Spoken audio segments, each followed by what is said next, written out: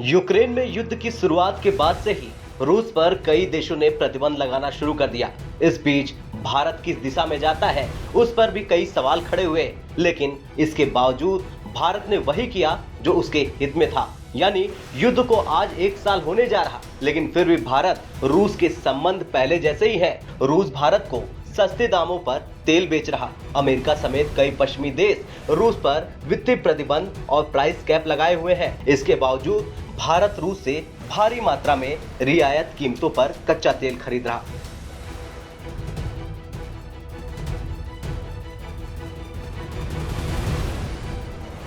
G7 country और America की ओर से रूस पर लगाए गए प्राइस कैप में भारत के शामिल नहीं होने पर फ्रांसीसी राजनयिक सूत्रों का कहना है कि भारत का ये कदम असामान्य नहीं है। भारत का अपना गुटनिरपेक्ष रुख है। इसके अलावा फ्रांस ने कहा, यूक्रेन में शांति बहाल कराने के लिए भी हमने भारत से अपील की है। सूत्रों के अनुसार फ्रांस ने भारत को रूस के साथ अपने संबंधों का लाभ दोनों देशों के बीच शांति बहाल कराने में उठाने के लिए कहा।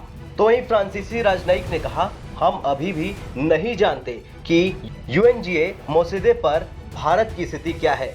भारत के साथ हमारी बहुत स्पष्ट चर्चा हुई। यूएनजीए मसौदा प्रस्ताव पर हमारे सभी भागीदारों के साथ उनकी चिंताओं को हल करने पर चर्चा की गई। इसके अलावा हमने यूक्रेन में शांति बहाल को लेकर भी भारत से अपील की। दरअसल यूरोपीय संघ रूस यूक्रेन युद्ध पर यूएनजीए के प्रस्ताव पर भारत का समर्थन करना चाहता है। भारत के न्यूट्रल रुख पर फ्रांस ने कहा, भारत का अपना गुटनिरपेक्ष रुख है। कार्गो ट्रैकर वोल्ट्रेक्सा के अनुसार अक्टूबर में रूस सऊदी अरब और इराक को पीछे छोड़ते हुए भारत का शीर्ष तेल सप्लायर बन गया। एक रिपोर्ट के मुताबिक दोनों देशों के बीच रिकॉर्ड 35 अरब बिलियन डॉलर का ट्रेड व्यापार हुआ। यूक्रेन में युद्ध के 1 साल पूरे होने पर देश को संबोधित करते हुए रूसी राष्ट्रपति व्लादिमीर पुतिन ने कहा, लगातार नाजी खतरों से जूझ रहा रूस यूक्रेन में स्पेशल ऑपरेशन चला रहा है। रूस ने एक बार फिर से यूक्रेन पर हमले तेज कर दिए। रूस ईरान से भी ड्रोन खरीदने पर विचार कर रहा। अमेरिकी विदेश मंत्री की माने तो चीन भी रूस को हथियार मुहैया करा सकता है। खैर, आपका क्या कुछ कहना है इस रिपोर्ट को लेकर कमेंट कर जरूर बताएं। ब्यूरो रिपोर्ट, भारत तक।